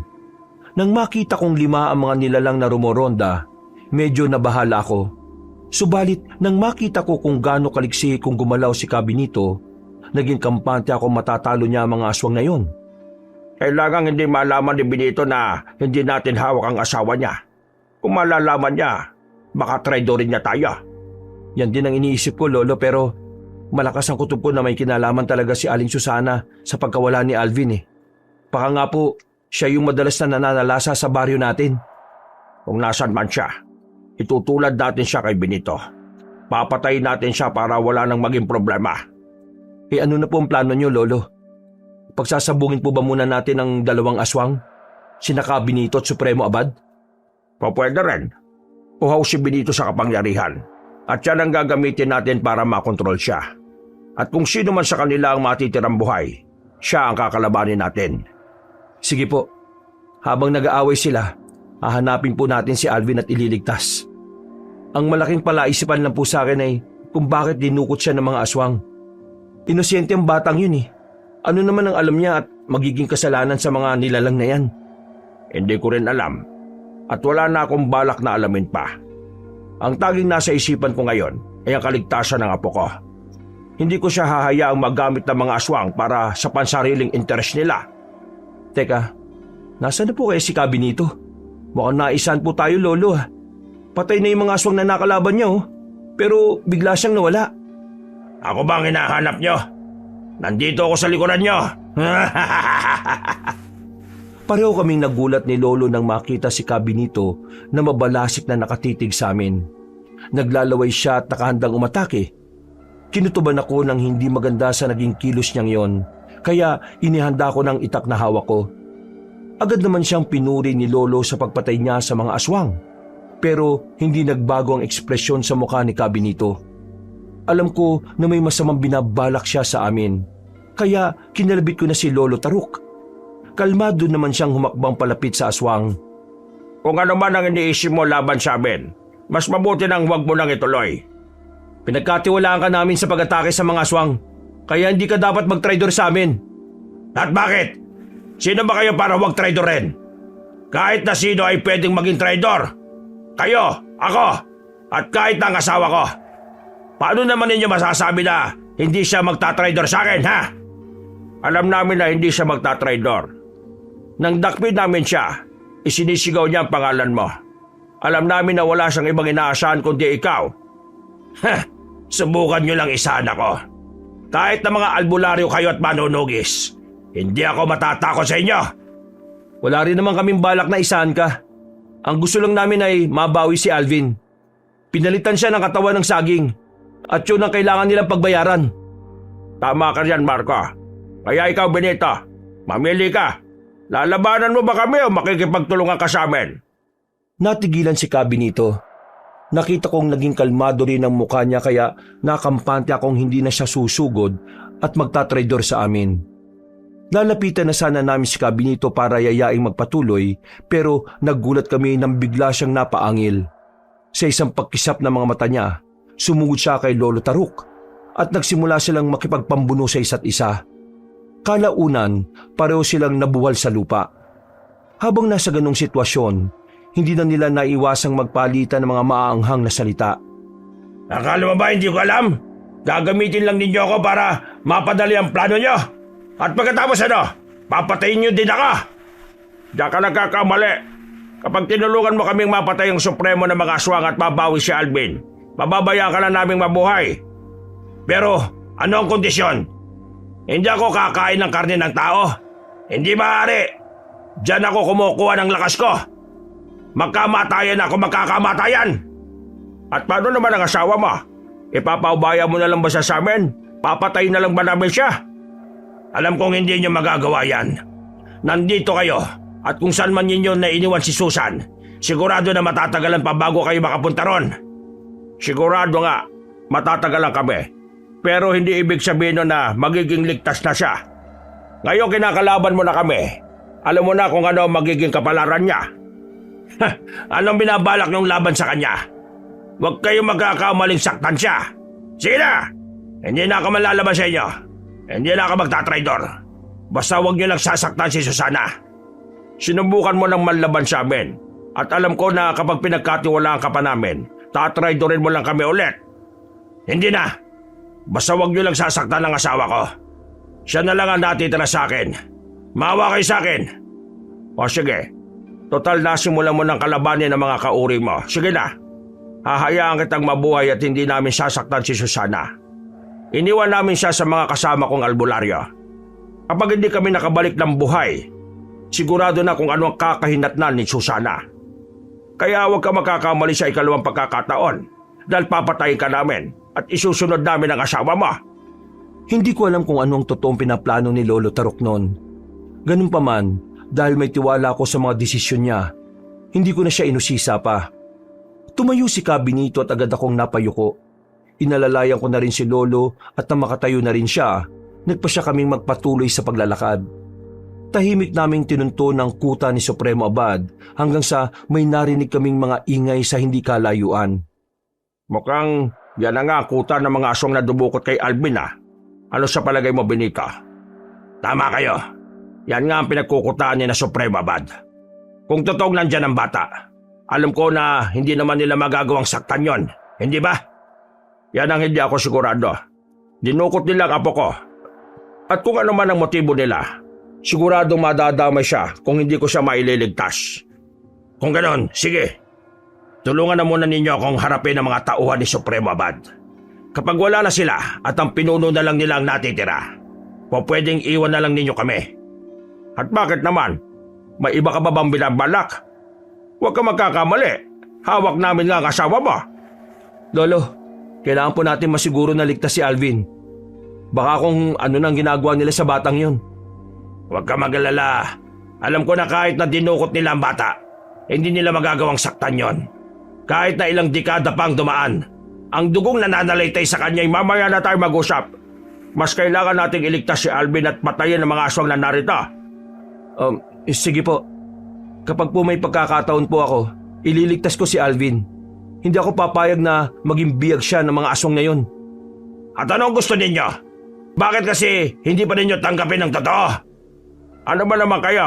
Saka na tayo mag-usap. Kailangan na natin kumilos ngayon. Napatango ko sa sinabi ni Lolo. Noon din, naunang naglakad si Cabinito. Kami naman ni Lolo na natili sa likuran niya habang nagmamatsyag sa paligid. Mas lumapit kami sa bahagi kung saan namin naririnig ang ingay hanggang sa makita namin ang ilang kubong naroon. Nung una, wala akong napansing kakaiba. Pero habang tumatagal ang pagtitig ko ron, may naaninag akong mga nilalang na nakapwesto sa bawat bahagi. Noong mga sandaling yon, napahinto si Kabinito at napalingon siya sa amin. May mga aswang na nakapwesto sa bawat dako. Sigurado na sila ang mga bantay ng kuta. Mahirapan tayong pumasok dyan. Sige, ganito. Hanapin mo si Supremo Abad. At kami naman ang bahalang kumalaban sa mga aswang na yan.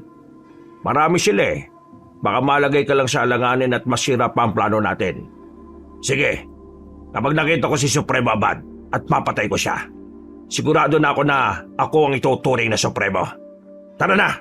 Kailangan matapos na kagad natin ito. Sige, 2 ang pakay natin at pareho rin tayo ang magiging panalo.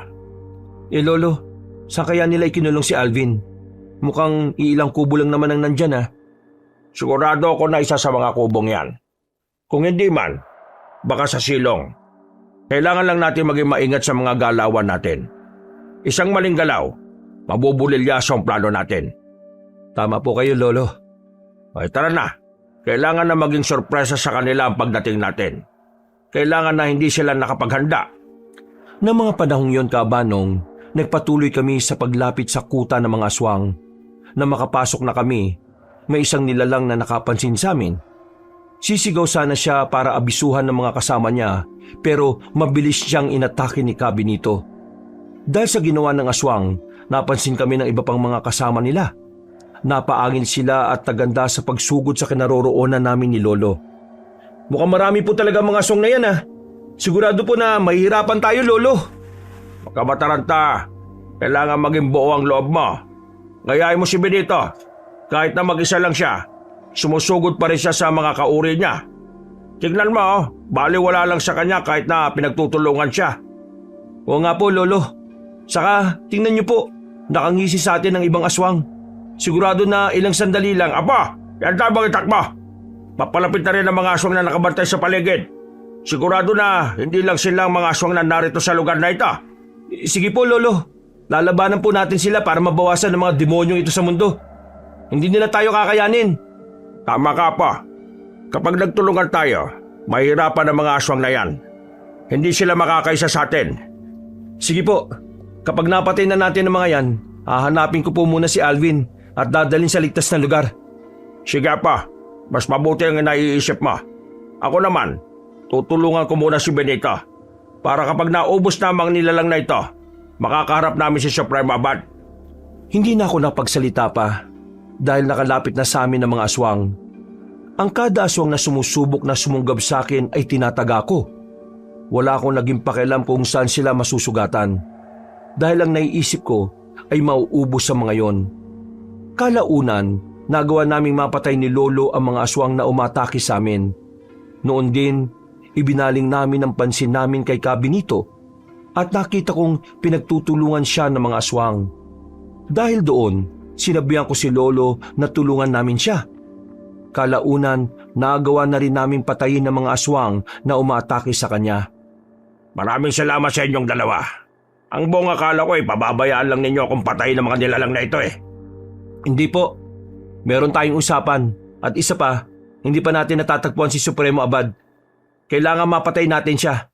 Teka, wala na rin naman sigurong ibang aswang na narito, ano? Diyan kayo nagkakamali. May iba pa akong nararamdamang presensya rito. Hindi ako maaaring magkamali. Mga aswang din ang mga yon. Nasaan kaya sila? Bakit wala sila rito? Hindi kaya alam nila ang pagdating natin kaya nakapagtago sila? Hindi ko alam. Pero kung totoo man ang hinala ninyo, sigurado na nandito lang din naman sila sa loob ng gubat. Hindi sila lalayo sa kanilang teritoryo. Sa bagay, may punto ka rin naman dyan. Lolo, Kabinito, total, wala pa namang aswang. Mas mainam siguro kung hahanapin ko muna at ililigtas si Alvin. Baka nasa hindi magandang sitwasyon siya Ay mas mabuti pa nga. Para hindi tayo gaanong magkaksaya ng oras dito. Kapag merong aswang na umatake, kami nang bahala ni Benito. Basta siguraduhin mo lang na maililigtas mo si Alvin at walang masamang mangyayari sa inyo. Sige po, Lolo. Titiyakin ko po na walang masamang mangyayari sa amin ni Alvin. Ako pong bahala. O sige na, hanapin mo na siya bago pa man dumating ang ibang aswang dito. Huwag ka magpapakita. Dumaan ka lang sa gilid para hindi ka madaling mapansin. Kapag kailangan mo ng tulong namin, sumigaw ka kagad. Sige po, maraming salamat po. Nang medyo nakalayo na ako sa pwesto nila Lolo, napatingala ako sa ibabaw ng mga punong kahoy. Napalunok ako ng laway. At agad na lumakas ang tibok ng puso ko nang makita ang mga nagbabaga mga mata na nakamasid sa mga nangyayari. Alam ko na mga aswang ang mga yon, pero kung babalik ako o sisigaw, maantala ako. At baka hindi ko na magawa pa ang plano ko. Ipinagpatuloy ko ang paglalakad ko hanggang sa mapansin kong merong gumagalaw sa silong ng isang kubo. Nilapitan ko yun at nakumpirma kong si Alvin yon. Alvin, ako ito, si Kuya Marco mo. Nandito kami ni Lolo Tarok para iligtas ka. Tama nga ang kutob namin. Pinalitan ka nga ng aswang at dinukot.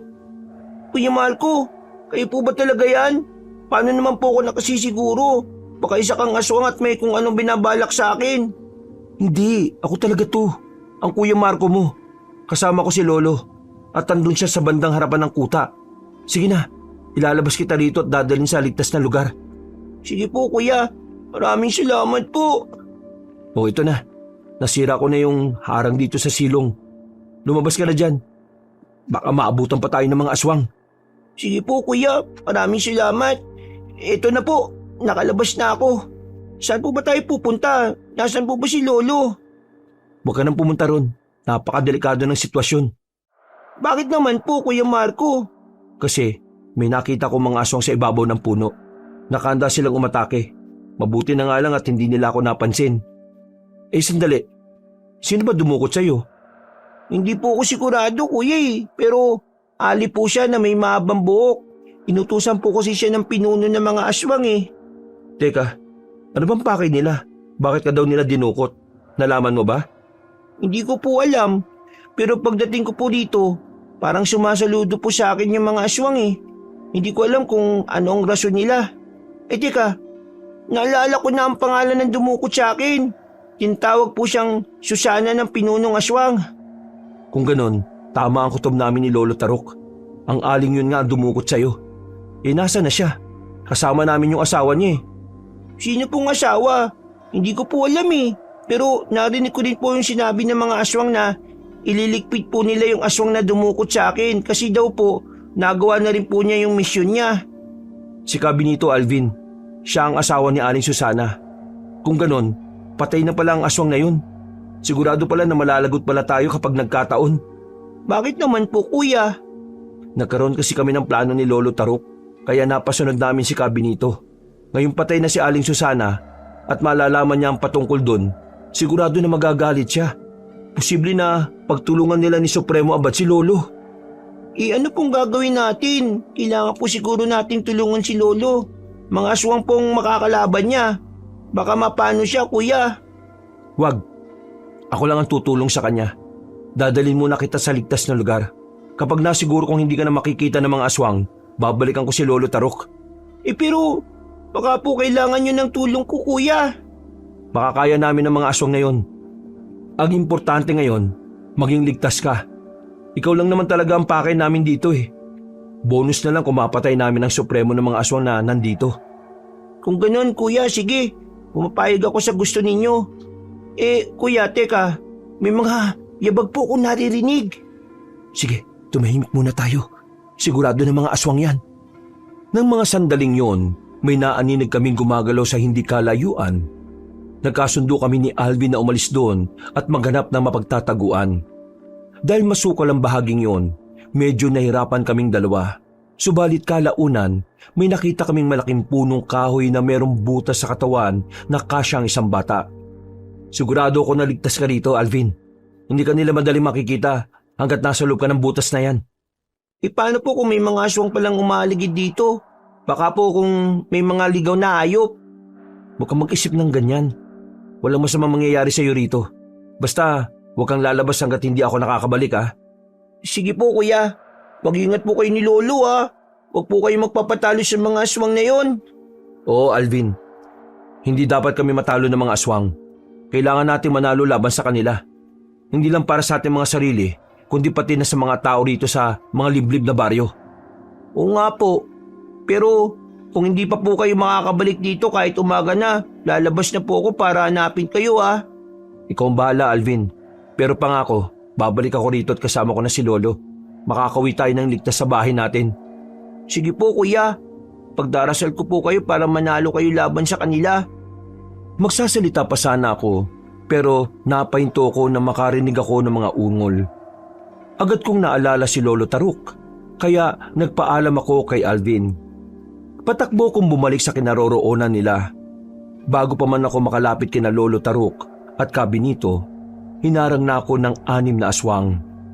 Tatawagin ko pa sana si Lolo pero inatake na ako ng mga yun.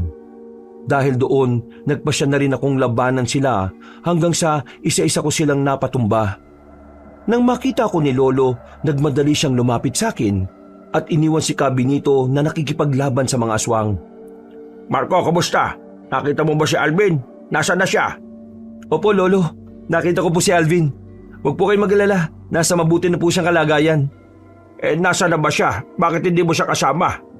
Dinala ko po siya at pinatago sa malaking puno. Hindi po madali makikita ng mga aswang ang bahaging yon. Kasi may mga mayayabong na halamang malapit doon eh. Salamat naman kung ganon. Ang buong akala ko hindi ko na makikita pang apo ko. Salamat talaga, Marco. Walang anuman po, Lolo Taruk. Teka, nandito na po ba si Supremo Abad? Bakit po parang mga karaniwang aswang lang po yung nakakalaban nyo? Hindi ko alam kung nasaan na siya. Pero malakas ang kutob ko na narito lang siya sa loob ng gubat. Nagmamasid siya sa atin at naghihintay ng tamang oras para umatake. Siguro nga po, Lolo. Kaya hanggat hindi pa po natin siya napapatay, hindi po tayo dapat na makampante. Teka, may nalaman po ako patungkol sa aswang na dumukot kay Alvin. O nakilala mo ba yung aswang na yon? Nasaan na ba siya? Kailangan makaharap ko yun at nang malaman ko kung ano ang totoong pake niya sa pagdukot kay Alvin. Siya po si...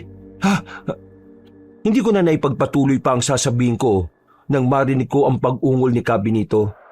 Pagkabalik namin ang pansin namin sa kanya, pareho kaming nandilat ni Lolo nang makitang napabagsak niya ang lahat ng aswang. Pero nagawa siyang ibalibag ng isang aswang na tila mas malakas kaysa sa kanya. Agad kaming lumapit doon at napakunotno ako nang ipako ng nasabing aswang ang paningin niya kay Lolo Taruk. Sa isang pagkisap ng mga mata ko, inatake ng nasabing aswang si Lolo. Tinulungan ko siya hanggang sa tuluyan siyang nabitiwan ng aswang at napatrasang nilalang ng ilang hakbang. Alam kong natatandaan mo pa ang mukha kong ito, Taruk. Tama ka, Bad. Hindi ko makakalimutan ang mukha ng aswang na pumatay sa buong pamilya ka. At hindi ko rin malilimutan ang mukha ng albularyong manunugis na dumukot sa apo ko. Pinatay mo na nga ang iba kong pamilya. Kinuha mo pa ang nag-iisang apo ko. Dapat lang dyan sa mga katulad mong aswang. At kung sa palagay mo, apo mo ang batang ipinadukot mo, nagkakamali ka. Anong nagkakamali? Kahit isang beses ko lang amuyin ang dugo ng isang tao o aswang, makikilala ko na sila. Ngayon, kung nandito kayo para bawiin ang apo ko, hindi na ninyo magagawa yon. At paano ka naman makakasigura? Hindi nyo madaling makikita yon. Dahil bago namin patayin si Susana, inutusan namin siyang itago na mabuti ang bata. May inilagay siyang tagabulag para hindi madaling makita ng kahit na sino man. Kung ganon, pinatay mo si Susana? Tama ka. Wala na siyang silbi sa amin. At balang araw, magiging banta rin siya sa pagiging supremo ko. Narinig kong napaangil si Kabinito. Ibinaling ko ang pansin ko sa kanya at napalunok ako ng laway nang makitang nakatitig siya ng masama kay Supremo Abad. Dahil nakatuon ng pansin ng Supremo kay Lolo, hindi niya nakitang bumangon si Kabinito. Noon din, tumakbo siya at mabilis na sinunggaban si Supremo Abad. Umatras naman si Lolo at pinagmasdan ng 2 aswang habang naglalaban. Lolo, totoo bang dinuko po ninyo si Alvin? Apo ba siya ni Supremo Abad? Bakit po niyo ginawa yun? Oo, apo. Pero hindi masama ang intensyon ko sa paggawa nun. Gusto ko lang bigyan ng ibang klaseng buhay ang bata. Ayaw kong may mga susunod pang henerasyon na mga aswang. Kung ganun po, baka yan ang rason kung bakit gustong dukutin ng mga aswang si Alvin. Baka po gusto ni Supremo na mabawi ang apo niya. Hindi ko siya papayagang makuha si Alvin. Ako ang nagpalaki sa batang yon. At hindi ako papayag na mahaluan siya ng ugali ng isang aswang.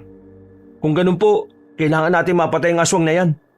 Kapag nawala na siya, magiging tahimik na ang lugar natin. Wala na rin banta para sa kaligtasan ni Alvin. Yan din ang iniisip ko. At kung sakali man na manalo si Benito sa laban nilang dalawa, sisiguraduhin natin hindi rin siya makakatakas. Sige po, Lolo Taruk. Babantayan po natin siya. Ibinaling namin ang pansin naming dalawa sa aswang na naglalaban at nakita namin pareho na silang duguan. Kahit pa na mas malaki si Supremo Abad kay Benito, hindi pa rin siya nagpapatalo. Kinumpronta niya ang Supremo patungkol sa pagkamatay ni Aling Susana, pero tinawanan lang siya ng kalaban niya.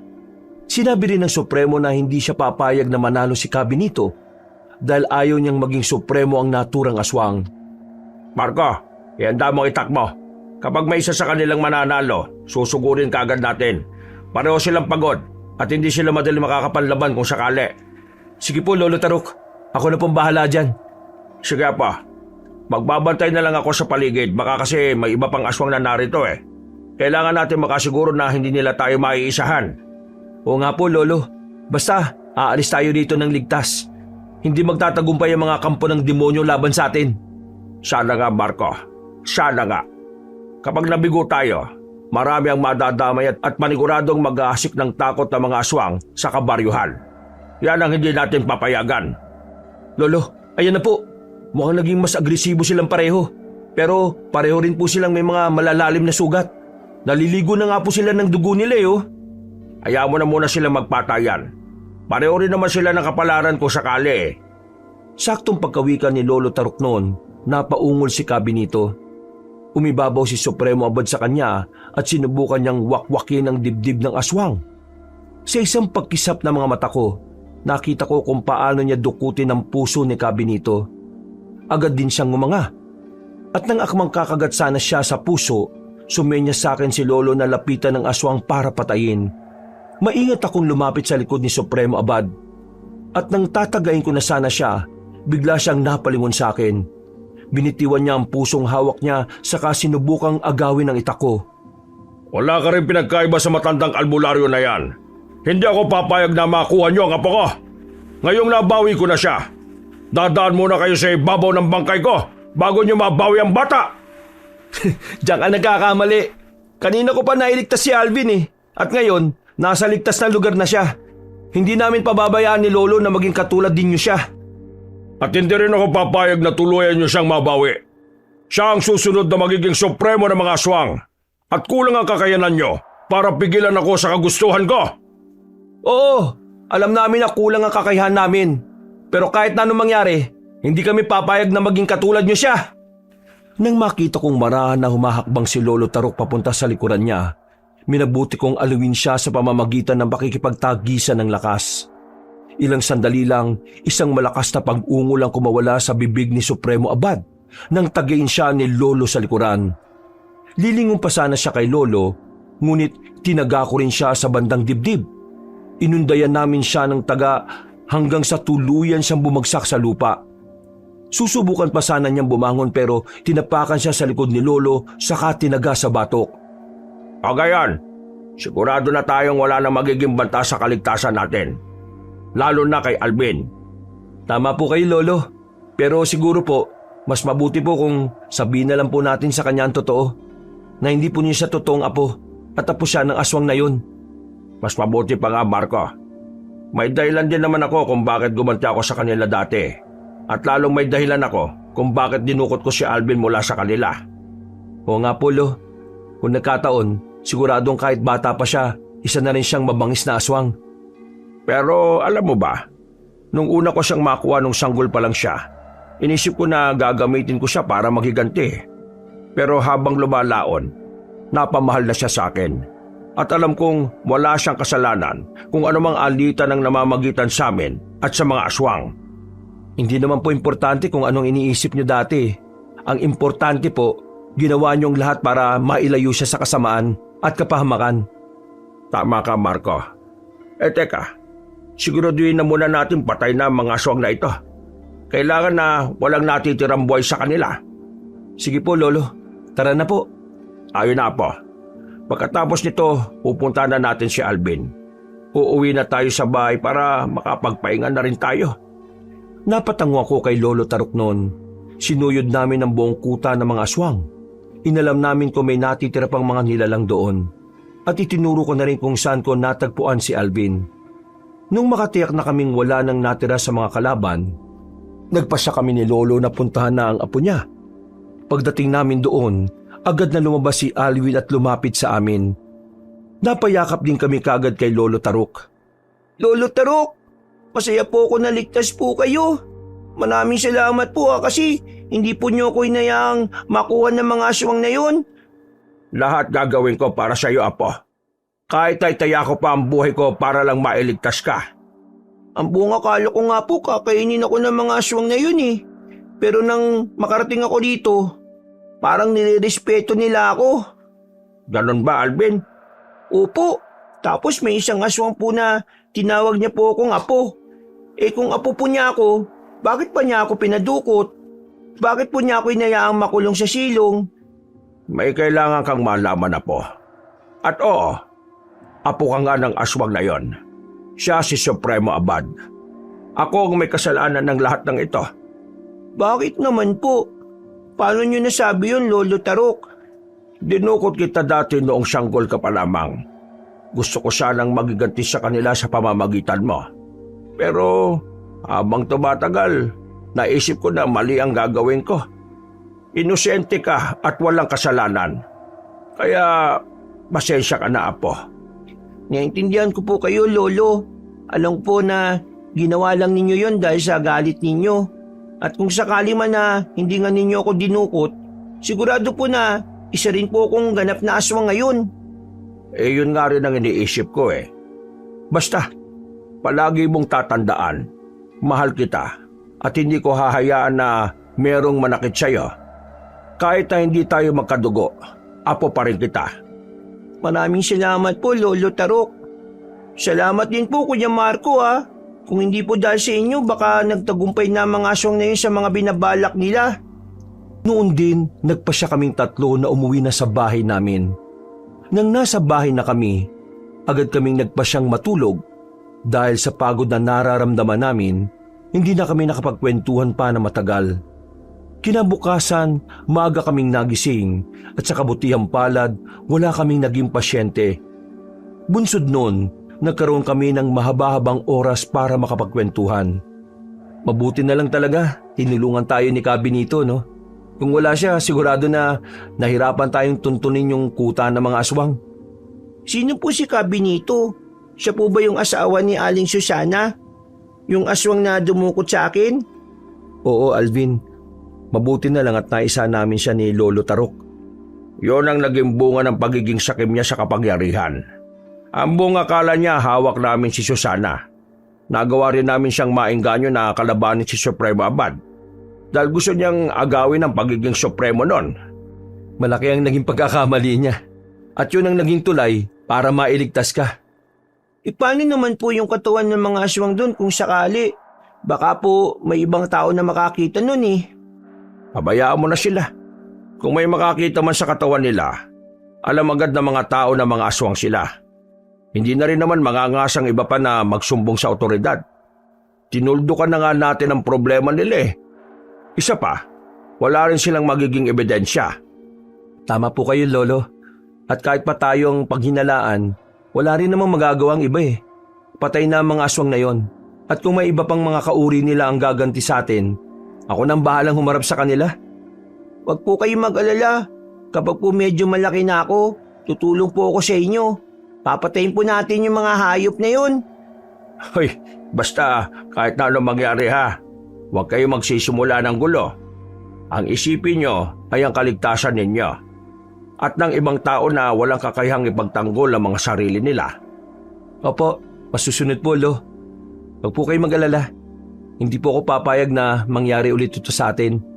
Poprotektahan ko po si Alvin, pati na mga tao rito sa baryong ito. Magmula ng araw na yon, palagi na akong nakabantay sa paligid. Naisip kong napatay ko na ang mga aswang noon.